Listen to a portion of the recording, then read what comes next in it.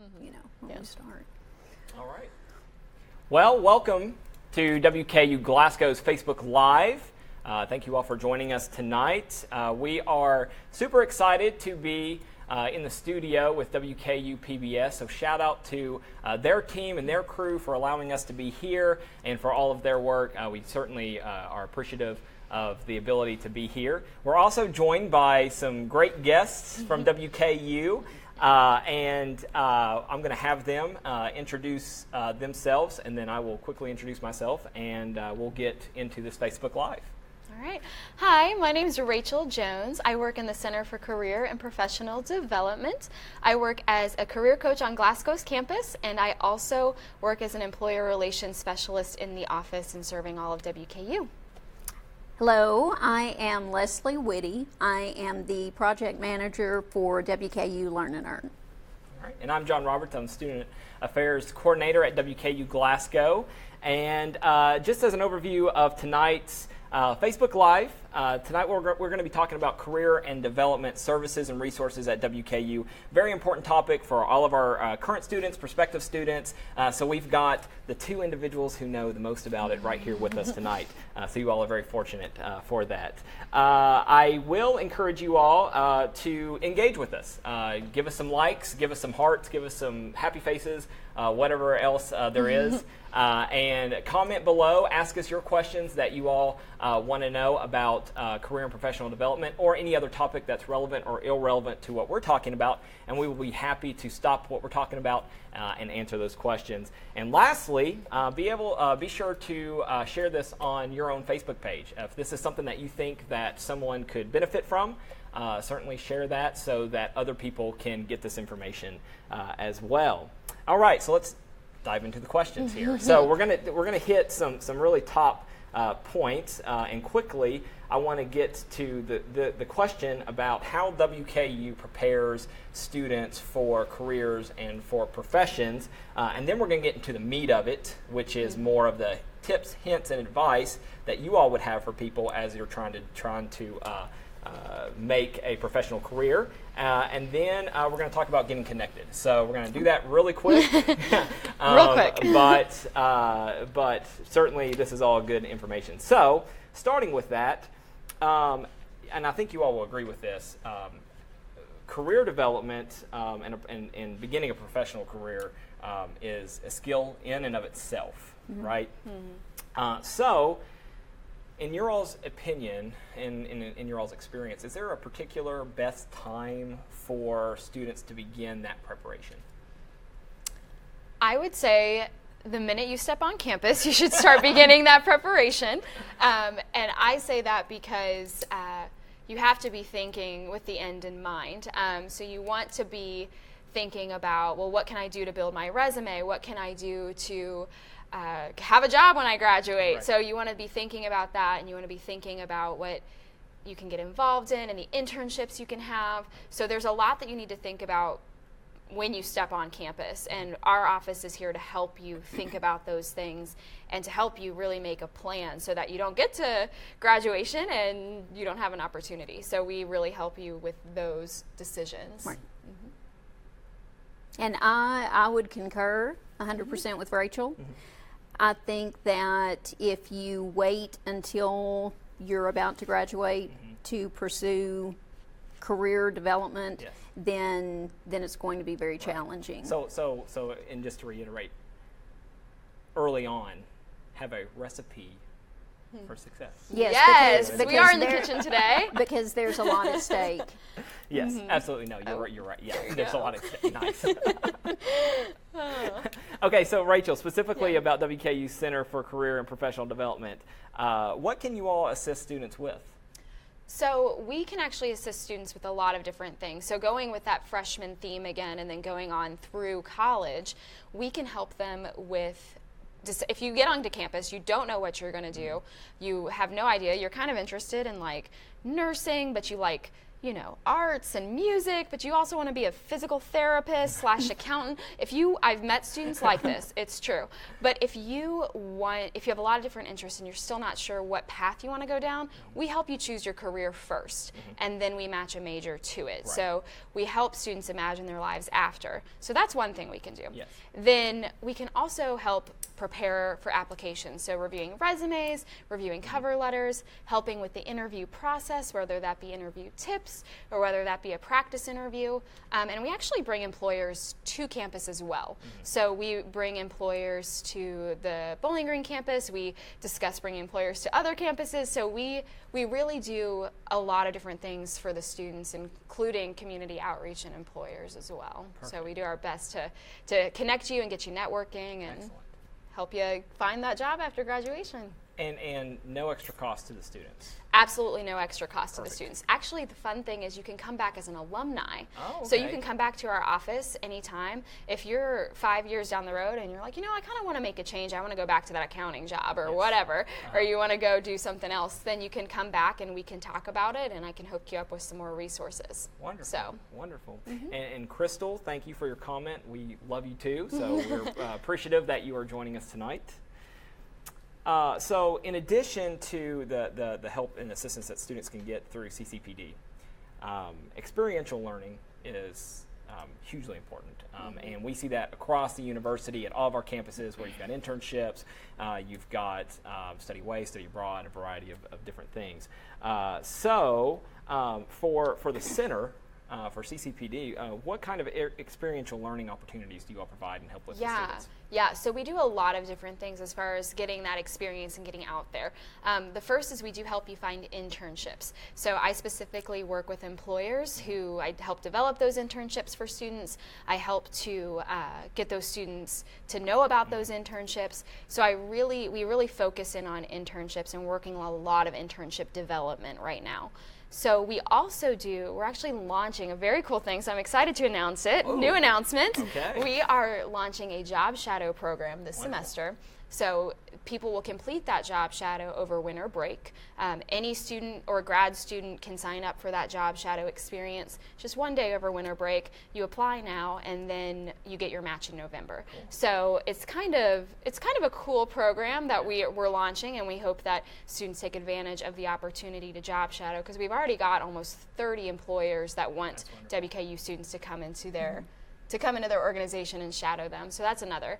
The last one that I really want to hit on is those practice interviews. So you can come to me, to any of our career coaches, we have them all in each college, and then you can get that practice interview. You can get all those kinks out, work all those out before you go into the real interview, and we'll give you our honest, brutal feedback. I'm sure it's brutal, but in all seriousness. And sometimes we do videotape you while you do that so that you can figure out, well, I am actually twirling my hair a lot or spinning in my chair or whatever that you don't really think you're normally doing. So those are the big three that I wanted to hit on. Right. And even our student crew here could take advantage of that? Of course. You guys can definitely take advantage of that. Be on camera instead of being behind the camera. So speaking of experiential learning, knowing WKU's Learn and Earn Scholarship Program, I think this is one of the cornerstones of this program. So what do students, how does that work?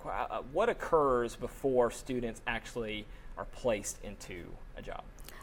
What we do with the Learn and Earn Scholarship Program is we have students apply, and they begin a series of steps. They do an online interview. They have to do an in-person orientation. That's critical because sometimes students think that Learn and Earn is a form of an apprenticeship or an internship. Right.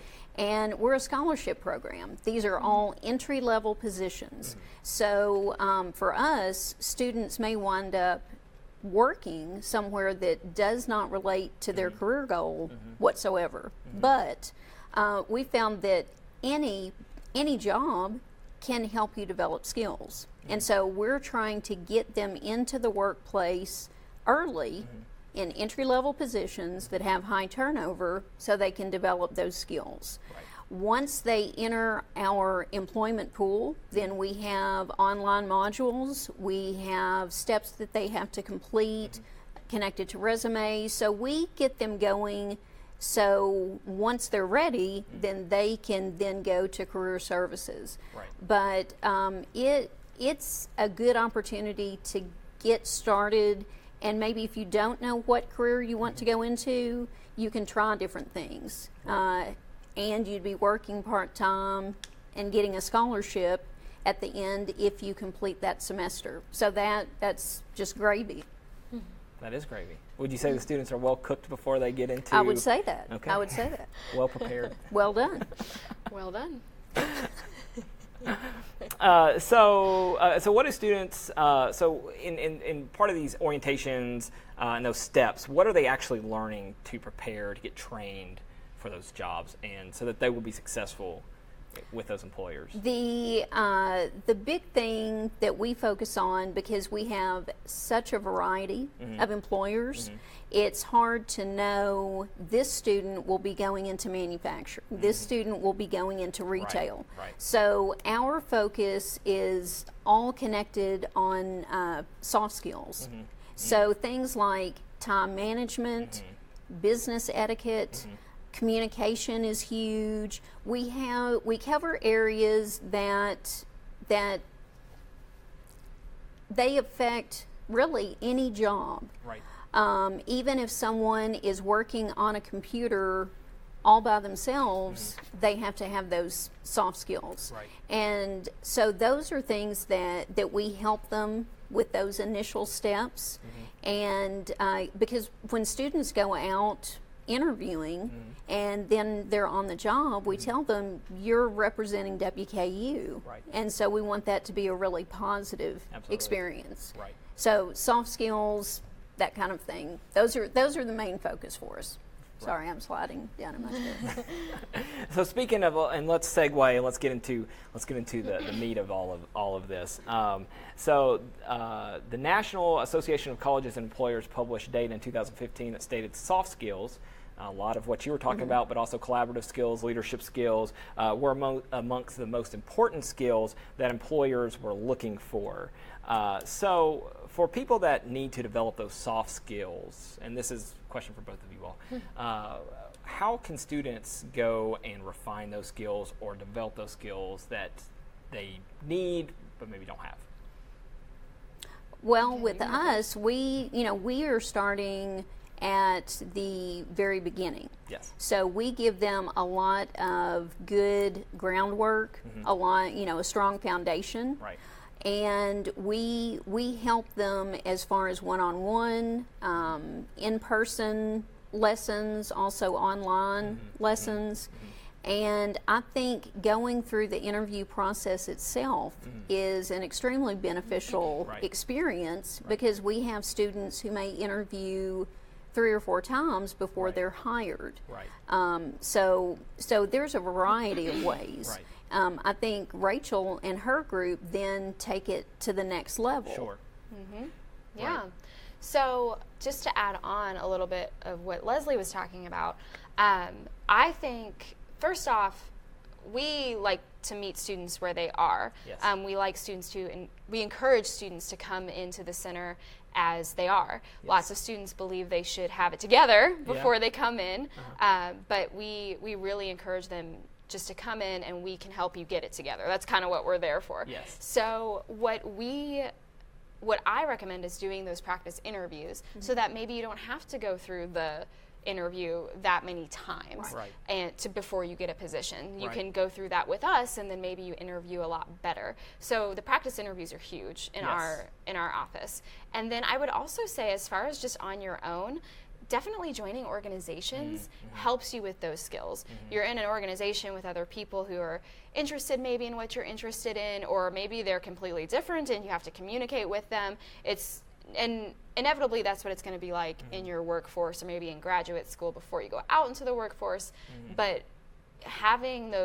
being involved in those organizations not only helps you with campus life and being a college student, but it also helps you with those communication skills. Maybe you have to be to meetings on time, or else you don't get points for those meetings, or whatever it might be. And especially taking on leadership roles in those organizations as well, because then you have to learn how to manage some things, manage events, manage people. Right. So those are helpful. And I'll just add on this little tidbit. It's really, really helpful to, just lost my train of thought. I'm sorry.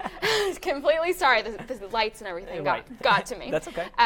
But it's one of those things where soft skills, like you said, Nace said that soft skills were so important. Right. And the reason those are important is because you develop those over time. Yes. It's not something that you can be trained on. Right. They can train you on other things. They can train you on those harder skills. But they assume that when you're done with college, you have those soft skills developed. Right. So that's what Leslie and I are here for. And John as well, to help with joining organizations, getting involved on campus. Right. But they expect that those are done by now. So that is really why they're the number one thing that employers look for. Absolutely. And I'm glad you touched on the student organization piece, because that is a part of expanding a student's network. And I think that's one of the again, one of the hallmarks of the university is the ability to expand people's networks. Yes. So not only through student organizations, but also WKU alumni. We have a lot of alumni throughout the country that allow students to network. So that's going to get to one of my questions: is what advice would you all have as far as students leveraging that network to help them get their foot in the door, maybe even for an interview? Yeah. So, do you want to go first? Oh, I will. That's fine. Well, I think as far as in connection with our program, what I tell students is you need to be open to lots of options, because if we have an option in a retail position and you're not really going into that, you may be able to establish connections that can help you down the road. Right. Any position, if you are in it long enough, you're going to start seeing connections to whatever your career path will be. I also recommend looking directly for alumni in your area, alumni who are connected to the career that you're wanting to go into. Very good. Yeah. I agree completely. I think those are all great. Yes, shout out to Leslie. But I think also too, as far as networking goes, use your resources that you have on campus. True. Use John. Who does he know in the community? Who does Leslie? Leslie has so many contacts in the community. Really use maybe your academic advisors. They might know where past alumni have gotten internships. I know a lot of students that have gotten opportunities that way. So you want to make sure that you're using every resource that you have here, because there's so many. And I am a huge resource. Our center is a huge resource. We bring in so many employers that want to hire you. Just know what's around you and realize that every person you meet is a resource. They might not, like she was saying, it might not be right now. You might not be interested in retail right now, but maybe down the road you are, let's say you're recruiting, you're a staffing agent, and you need to recruit someone who's in retail. Maybe you ask Leslie if she knows anyone. So you just never know how things are going to come back. That's right. And so I think that's something big picture. You just have to see the big picture. And most importantly, students have connections to their professors and their faculty, right? Yes. And those are the experts in their field. Yes. And so they can always utilize that network and leverage that relationship to help them down the road. Yeah. Absolutely. And I think it's also really cool to just know what your fellow students are doing. That's it. Because you never know what doors those people open, and you might say, oh, that's kind of cool, I want to go try that, and they know who I can get in touch with. So just seeing everyone and seeing the big picture is really important. So in your all's experience, we're segueing into resumes, right? An important piece to all this interviewing thing. So what kind of experiences do you think that people need to include and add onto their resume before they apply to a job? I would say that including, if you're applying for an internship, you want to make sure that, first off, you have to have your education on there. You don't need high school. You can just have your degree on there and then the university. You want to make sure, I've been seeing a lot of, and I think it's a fabulous idea, related coursework. You guys are in school. That's right. That's a good point. Some of you full-time, some of you not, but still, school takes up a lot of time. Right. So you don't have the opportunities to get out there, and you don't have that's experience. You just don't have that yet. So showing that you have background in what you're applying for, especially for that internship, then that is helpful to the employer because they know that you have that background. So that's one that I definitely recommend. Absolutely. And then any work experience you have, put those activities and organizations that you're involved in on there, any leadership positions. Always want to include a reference section for sure. And you just want to make sure that your resume gives a complete picture of who you are. So maybe you've attended a conference and maybe you learned things at that conference. Hopefully you learned things, but you just want to make sure you give that full picture. Yes. And as far as resumes with the students who I'm working with, we're on a different level somewhat. Most students are just getting started in the workforce. And so I agree with Rachel, related coursework. Yes. That has been huge. I had a student with pretty much zero work experience, and he really wanted to work for a certain partner.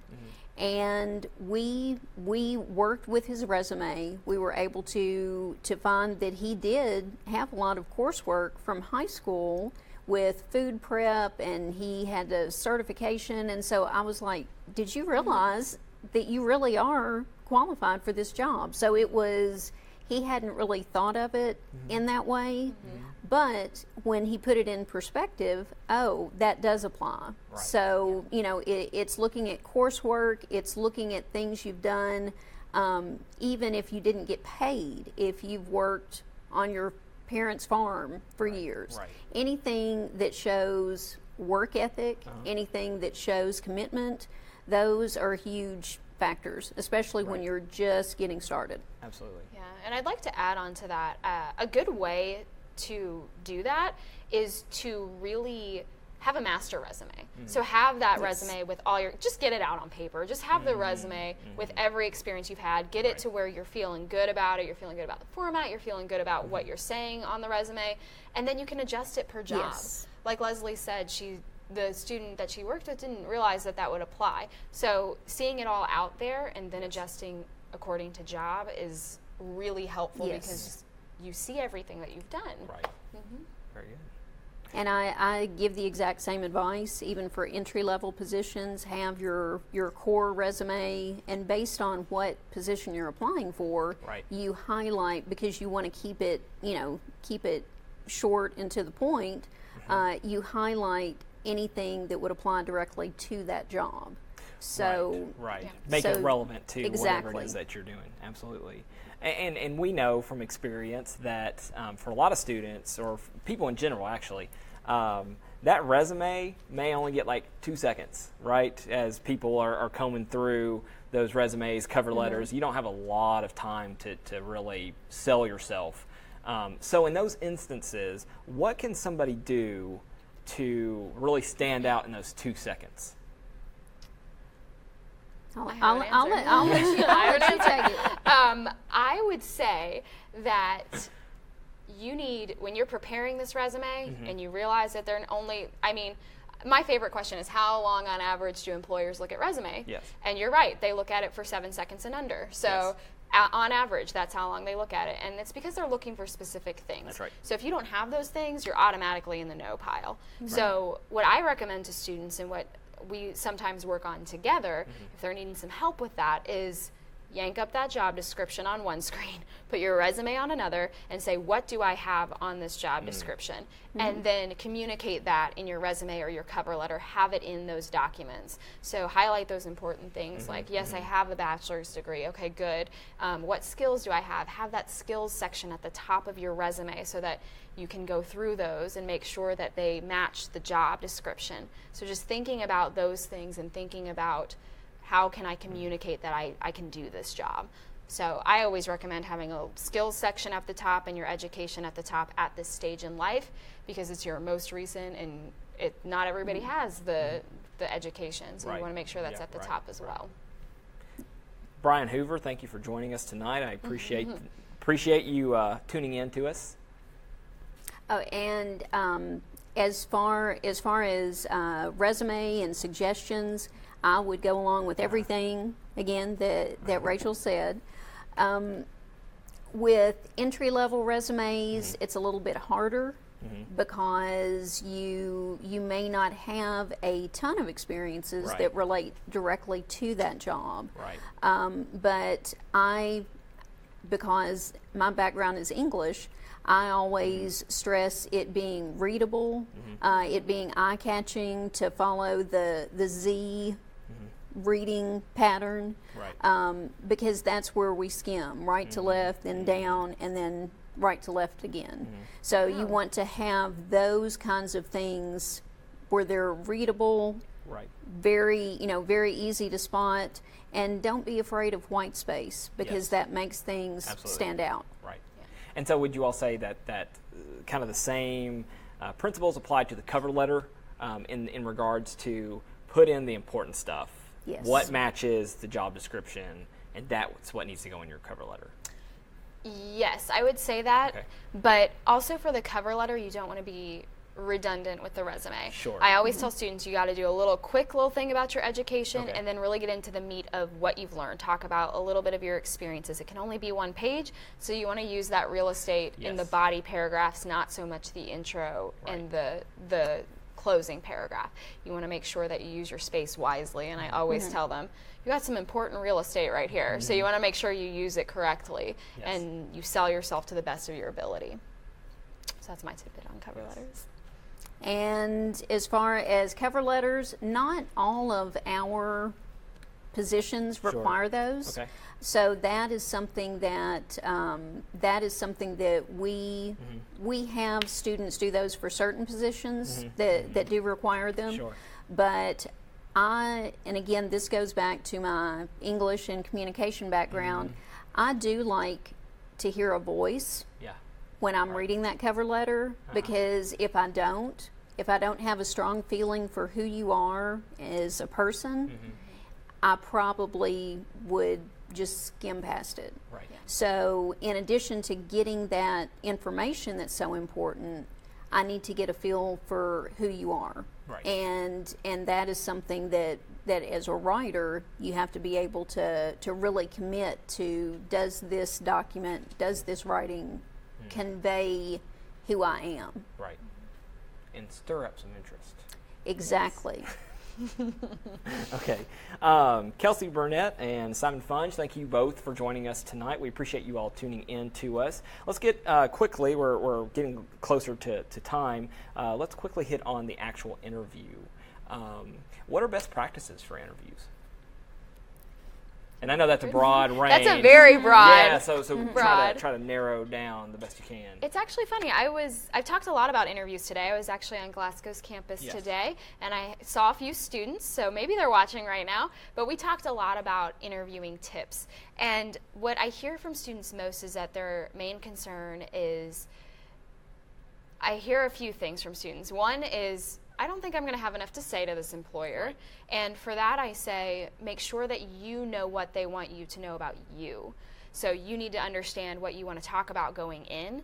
And normally you can kind of slide examples or experiences in to the questions that you answer. Right. So making sure that you know what they want you know what you want to say to them. So you want to make sure of that. And then the other thing I hear most concerning to students is talking about confidence. They don't want to sound like they're overly confident, but they want to make sure that they convey that they can do the position.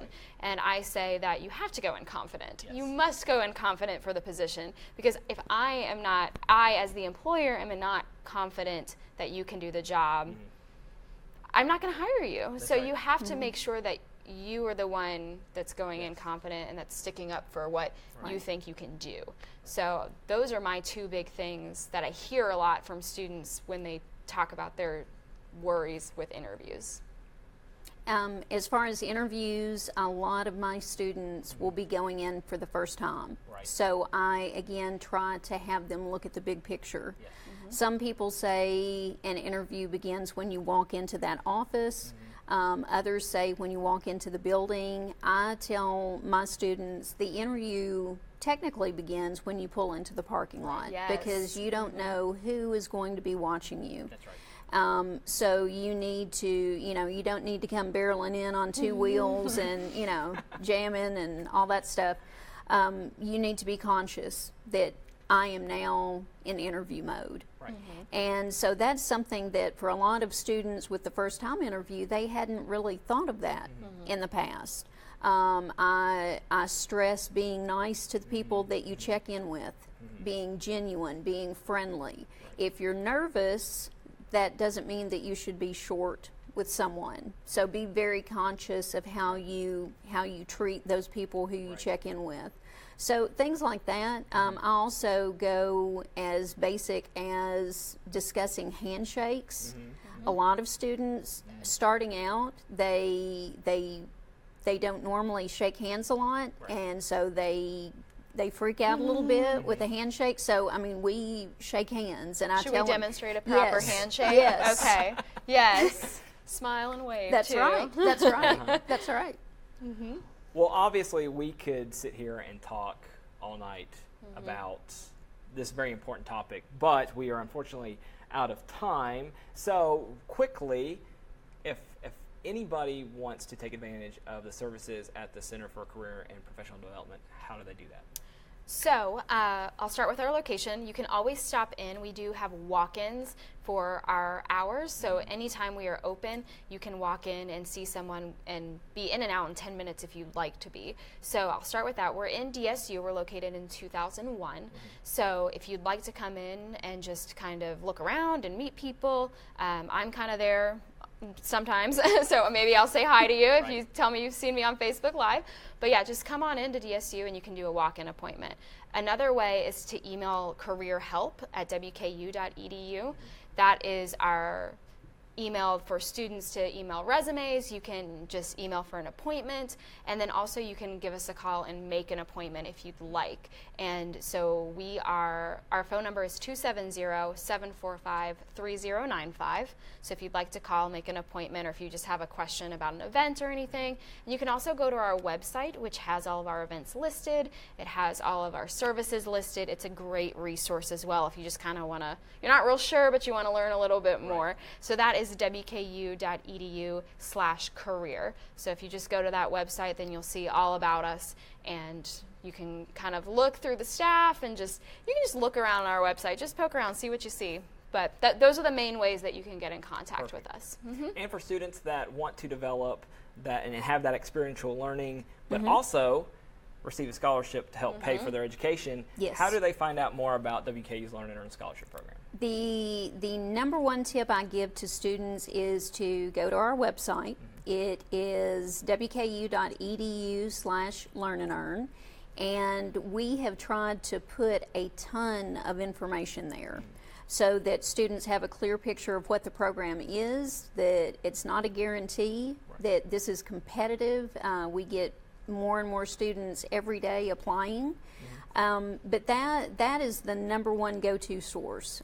We have also information for potential businesses. Yes. You mentioned alumni earlier. There may be alumni who want to participate in this program. So there's information for business partners as well. But that's my number one recommendation. Yes.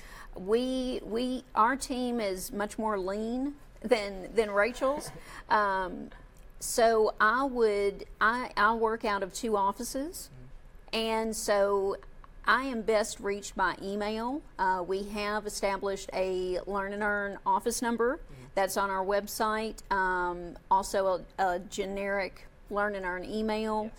So those are ways that you can find more about the program, but my top suggestion would be go to the website, check it out, see if it's something that you think would work for you.